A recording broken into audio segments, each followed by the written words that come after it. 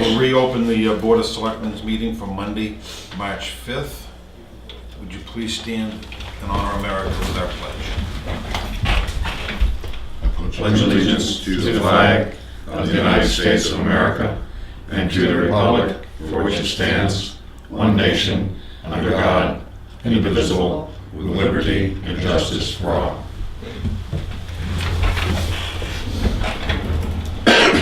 As usual, we'll start the meeting with any public questions, public input.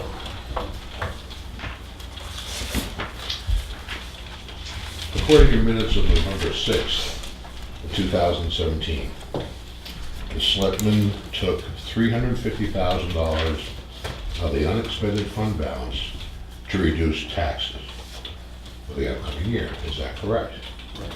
Yes. The reason I asked the question is that in the candidate's profile in last week's Granite State News, there was a candidate that alluded to, and I quote, "The past year, the Selectmen took $350,000 out of the undesignated fund balance to offset overspending." Would I interpret that as being a mistake on somebody's part? Mistake on whoever said that's Yeah. probably. Okay. Yes. Well, and I guess what I would say is we can't overspend by law. We can spend no more than is approved at town meeting. So, I would have not brought it up if there's so much misinformation that floats around out of the public with real and or fake news. And I would hate to think a member of the community that read this candidate's profile would think that that was the case. I know it wasn't, but I just want to make sure it was on the record, the video, and in your minutes. Was that at the candidates forum? Pardon me? No, this was in last week's Granite State News. Oh, was this? this was This was a the candidate submitted profile. candidate profile thing, right? Where Yeah. they, yeah, Candidate profile, but so, There's no editing of that? so you probably- can't change someone's answers. so it's a series of questions that they submit an answer to, is that right? And it's Yes. published in the Granite You State might News. change grammar, but. Well, as I said, I just want to make sure that the public understands the Selectmen does not, or excuse me, do not overspend the You budget. know, if we overspend, we violate the law. Thank you. That's all I need to say on that. All They right. yell and scream and throw things, maybe we get above the fold on the front page. Lloyd did. Did he? Did he throw things? He didn't have to. Oh, all right. He went to candidates night. You were on the top of the phone. What did I do? Oh, no, that you're. As long as I'm not in the court news. No, I thought the article Or on milk carton. you and Bob McWhirter was. No problem. I I'll thought have to that get was to the week I'll have to before. get the paper. Shame on you. Thank you. Don't ask to be top of the poll if you're not gonna read it. All right. Yeah. I just look at the front page. Okay, we'll move on to transfer station update. Clay, come on down.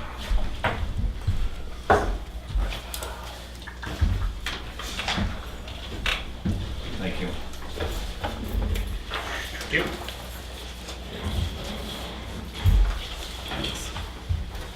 I'll give you one.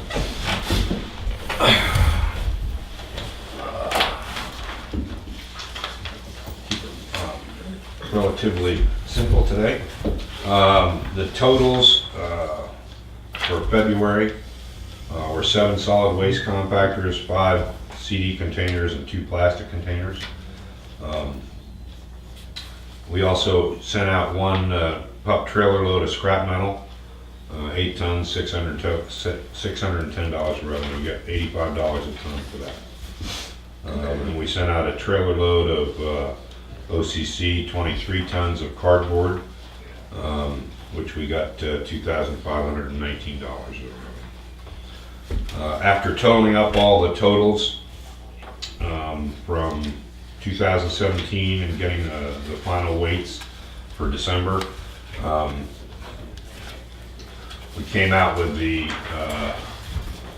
avoided costs for 2017, which I gave you all a chart of and the budget committee a chart of.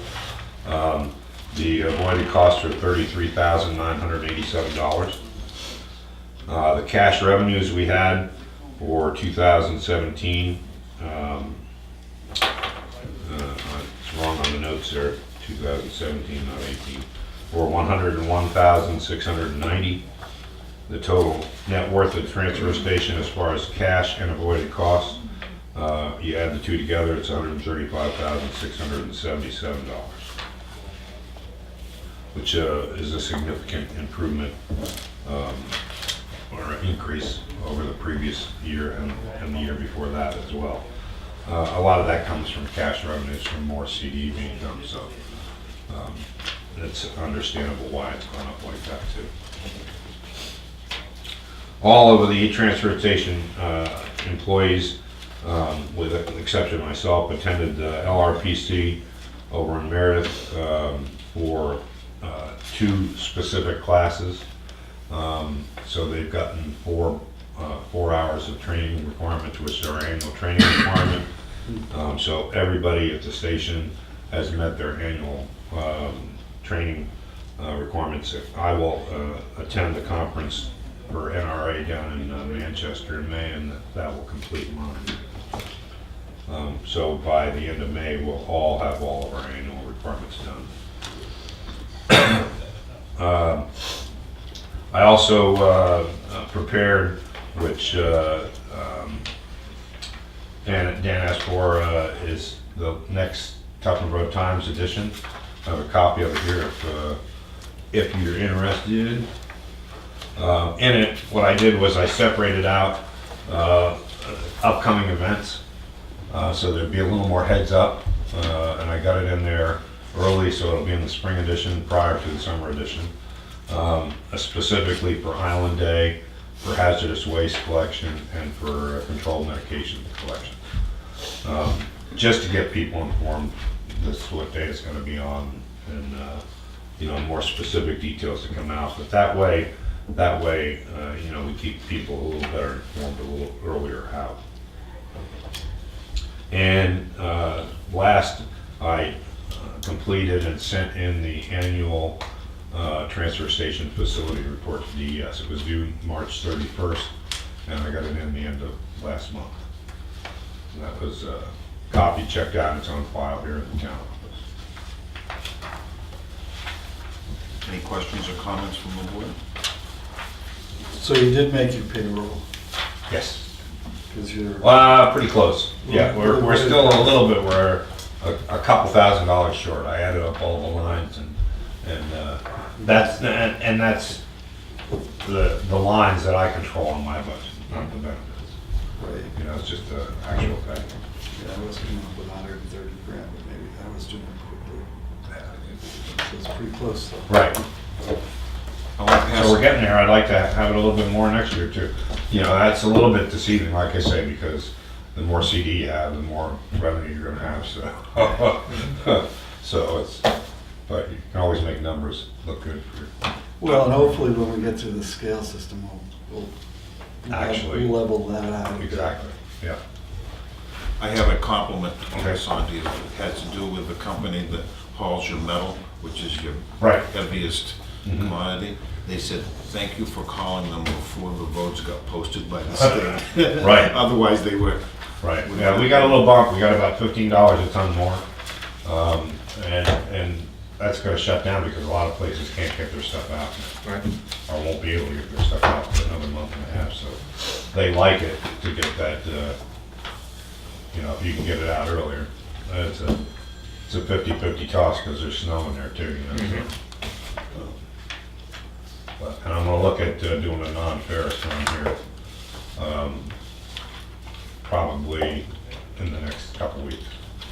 I think the prices are probably as good as they're gonna get for a while, so. All depends on the NAFTA and trade talks. Well, aluminum should spike. Aluminum's just spike. Yeah, and steel, right? Yeah, it'll probably go the other way though, on us, right? Thank you, Clay. Yep. Thanks. You have a great day. All right, you too. We have a few minutes before the road agent gets here. Let's go to review and approval of minutes. Item number 1 will be the Selectmen's meeting, 9 a.m., February 26th. I have nothing to change. I'm just, on page 3, paragraph 4, the following correspondence is how it starts. Yes? And the last sentence, summary of warrant articles with DRA pre-review comments. And I'm just wondering about pre-review. I think review is gonna work. I don't even think there is a. That was at the What preliminary would- stages What before would she. constitute a pre-review? No, that's just the title of the document. It's like They a- titled it? Yeah. It's the Really, so I title. have to take it up with them? I guess so. Fine. Anything else? Move approval. I'll second. All those in favor say aye. Aye. We also have a couple of non-public. The first one will be the 10:50 a.m. I have no changes. I move approval. I'll second. I'm sorry, I was reading. Go ahead. Okay. I'm gonna move that we unseal it, but we'll do the approval first. Okay, all those in favor of approving, say aye. Aye. Motion passes. You have a motion. I have a motion to unseal these minutes. I'll second it. Any discussion? Ready to vote? All those in favor say aye. Aye. Motion passes. Next will be the 11:07 a.m. I have no changes. I'll move approval. Second. All those in favor say aye. Aye. Do we have any others? That's it, I think. That's it. Okay. Running a little bit ahead of time. Let's go into the red file. Signatures. Excuse me. I have if you want, where the library septic, there's a suggestion recordings here, I don't know. Yeah, I was gonna mention it. Okay. Whatever you think. It's in the front of correspondence. Okay. I should have put it on the agenda, but Correspondence. Okay, the next item is septic replacement for Tuftonboro Free Library. Will you come forward? You have, thank you. As you requested last week, with my concerns, I contacted Andre Klutz from up at Fallon. would you read the response into the record for us, Gordon? I'm happy to. Okay, so this has been, he sent you a response? Yes, Okay, this is his email. so this is just yours? So the 1, 2, 3 were your questions, and then Exactly. underneath it is his response. That's correct. Okay, perfect. For somehow I'm being a Luddite when it comes to my iPad. I cannot print them in red as they came to me. I'm thinking about setting up a group of Luddites. Okay, Wear funny hats. I will share. Hopefully not pretty If you don't have an iPad, can you join that group too? Braille. Well, you've got a cell phone, you're out, you're done. So what I did was I said, as you can see from the plans, we know where the new septic system is to be located. With that in mind, I have a couple of questions. Number one was, will the installation of the new septic system adversely affect the rest of the quote-unquote dirt work involved in the project, as well as doing the footings and the slab? His response was, if the line is run where shown, it appears to be far enough away from the building excavation to not create any problems. Please ask the site work contractor doing the work to stake the pipe and tank so we can identify the locations when we get started. We will take steps to protect these areas during the construction. My second question is, by doing the system first, do you think there will be added aggravation and/or expense to the job? His response was, there shouldn't be any significant cost added to our work if the piping is buried below frost line, good fill is used, and the backfill is properly compacted. One other consideration that should be looked at is how we plan to run the waste line from the addition into the tank. Will it need to be pumped into the new tank? At what elevation will it enter the new tank? The mechanical and the engineer and SMP should weigh in on this before the tank gets ordered. I have a call into Anthony Mento from SMP, and we'll discuss that later today. My final question is, what would your recommendation to the selectmen as to whether to wait or proceed as soon as the weather breaks? His response was, in an ideal world, we would do the building site work first, but to prevent the holding tank from having to be pumped so often, I would say go ahead with the installation sooner than later. Hope this helps. I'll follow up with another email once I hear back from SMP. A copy from the SMP email. This is from Anthony Mento of SMP. They said attached to the conceptual drawings we did back in 9/13/2017, proposing where the septic system could be located, along with a state-approved septic design from Folsom Design Group. The site is relatively flat with a tank buried below grade, so we assume the lines in would be gravity fed into the tank. The septic field is higher than the tank, so FDG does not show a pump in the tank out to the field. Does show. I beg your pardon? Does show. Does show, excuse me. This design has the tank much closer to the building than we anticipated. Too bad in a way, it's adjacent to the main entry. Hope there will not be a vent pipe coming out of the ground.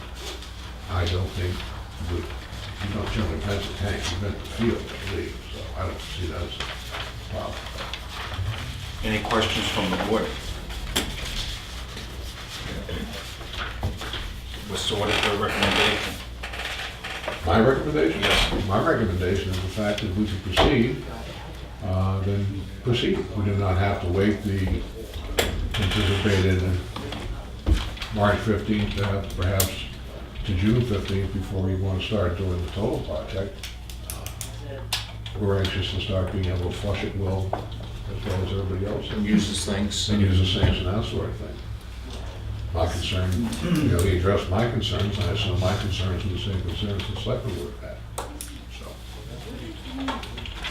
And my understanding is Jack has gone through all of the bids to make sure the specs conform with Yes. what we need to have done. His recommendation was to go with the least expensive one. They're all local, so I'm fine with Yep. that. every one of them, they're all around. Yep. I guess the only question that I have, and maybe this would be for Jack, is Anthony raised an issue of where the tank is located and if that can be adjusted as it gets installed so that it would be further from where the potential entrance might be. So, Then we need to get a hold of Folsom, because it's a design change. Hmm. Can't just do that. But that's something we can do right, after we, right. I don't think it's gonna affect The cost. the cost. Or Well, you dig a hole here, or you dig a hole here, it's the same cost, right? Right, it's the piping that's gonna be different, but I don't think the, You take a piece of pipe from here and move it over there. But you're right. Any change to the design has to get blessed by right. DES, Mhm. or what's the purpose of having an approved design if you're not gonna build to it? Right. Yeah. What action would the board like to take today? Well, I'll move that we award the bid today, subject to the. Approval of town meeting, right? Now, it's my understanding, this is the lowest one, correct? That's, I believe you're right, yeah.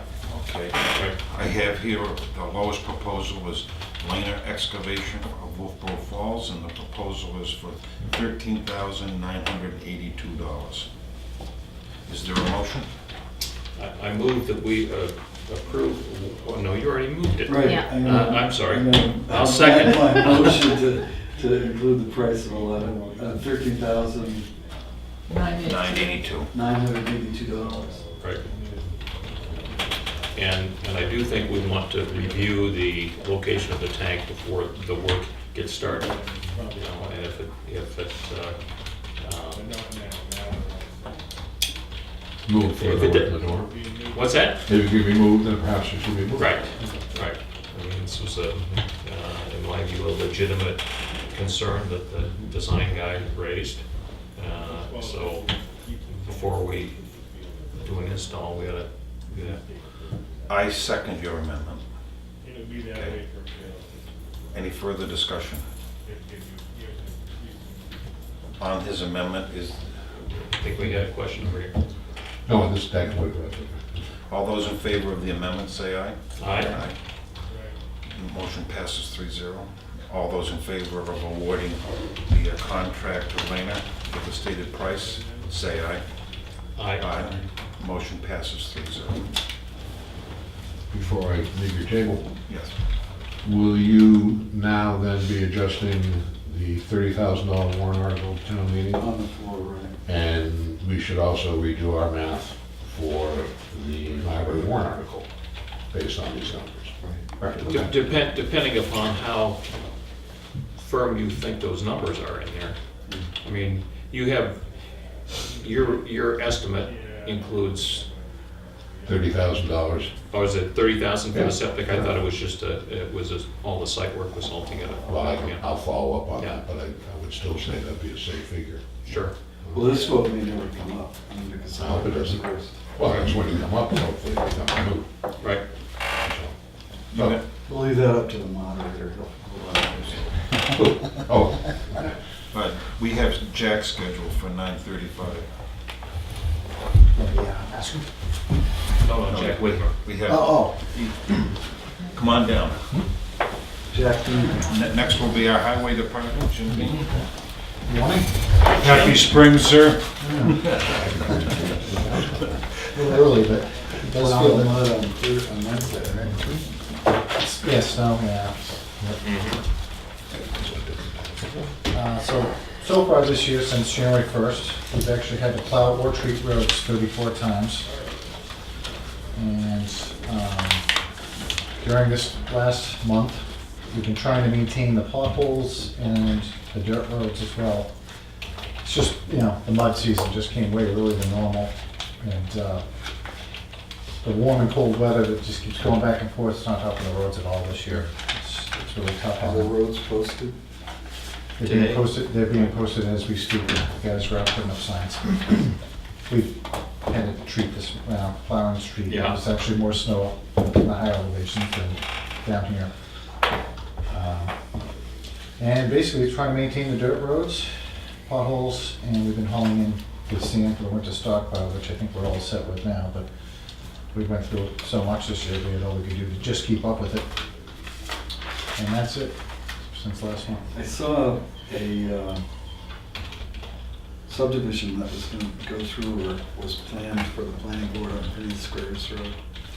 Is that gonna require us to do a little more work on Phineas Graves, or you think that's a good through street for? Well, that's a good question. There's always work to be done on a dirt road. Yeah. That's never a big battle, but, we have been trying to maintain it on a regular basis, just cleaning up the ditch lines and whatnot. How big of a subdivision? we I talking? don't know, you may wanna chat with Selectman Marcus, and I think, and this was just, I heard it on the street, so. Okay, we haven't seen anything yet. Okay. That may be the one that's, So if it does come up, you may wanna go to the planning board meeting and just figure out what, it may only be 2 lots, I have no idea. Okay, It's yeah. around- Yeah, that would be nothing. But it That could would be 10. right. Yeah, I mean, off the top of my head, I'm gonna say, I don't see anything huge that needs to happen. But we can certainly look into it just to, verify that it's not 10. Yep. Anything else? Uh, Go ahead. So I went to presentation on, over at Lakes Region Planning last Tuesday on the road surface condition survey, which we put money in the budget to have them do this year. I think it looks to me like it will be helpful to us. What they do is they go through and they look at quarter-mile segments of each paved road, and they evaluate them for a number of attributes. And it's a visual evaluation. So they're out there, they're looking at things like longitudinal and transverse cracking, alligator, edge cracking, patching potholes, drainage, ruttage, and frost heave severity. So they go through and they gather all this information, and they're inputting it into a database as they drive the roads. I think they said it's a whole protocol they follow. They, travel slowly one direction and then another, maybe they go over them like 3 times or something as they do this. And this information they then put into the road service management system database of the states. And where I think the real benefit is you get it in this model, they can evaluate the roads against like a dozen different treatment options. And before they do the evaluation, we would want to say, well, we don't do these things in Tufton Road. Here's the way that we treat, crack seal small cracks, crack seal large cracks, those kinds of things. Some of the different treatment options for roads, I'm not aware that we do. Anyway, up front we can select that. Okay. And their model, based upon the type of treatment we do, the condition of the road and the type of treatment we do on it, will give us a projected cost to do that work, plus it ages them going forward. So it brings the road from the current condition up to some higher condition, and then ages it going out, so you can project out years in advance and say, well, if we do a crack seal now and things continue along based upon the other attributes, then 8 years from now we ought to recommend you do this, that, or the other. Once it's all in the model, we sit down with them and we can play what if, so that Does that model become ours at that point? no, that model belongs to the state, and we don't have direct access. LRPC is a user, so we'll sit with them and go through it. But they have the ability to say, well, let's instead of doing this, let's do this here and see what that does. So it gives you conditions at various points in time in the future for individual roads and then the road system overall. So we can, and there's a grading system from 0 to I think it's 100. So you can look and say, all right, for all our town roads, currently the average is 65. And if we do this work, then next year it's going to be 70. Or if we don't do work, then next year it's going to be 55. Depending upon the work we do. So is there an interaction? I mean, does this go on beyond the initial survey? It does. So there's It does. So on an annual basis, I would anticipate that we would provide updated information on what we're doing to the roads, and then can sit with their individual and go through the model and do some tweaking. Right. So it's going to recommend various types of road treatments at particular time intervals, but if we choose to do it a different treatment at a different time, we'll put that into the model, and then it goes forward from there. So the information that they will need up front from the town is traffic volumes. That was my next Okay, question, so- do they take that in consideration? Yeah, very much so. Yes. Traffic volumes, importance of the road to the town, because, They're all important. well, of course they are, but in terms of priority for making sure that they're in top shape.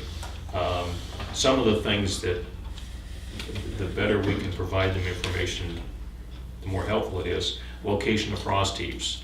So that's something that, Need to be doing that. yeah, you need to be doing that, because when they come survey in the summertime, they're not gonna see the frost heaves.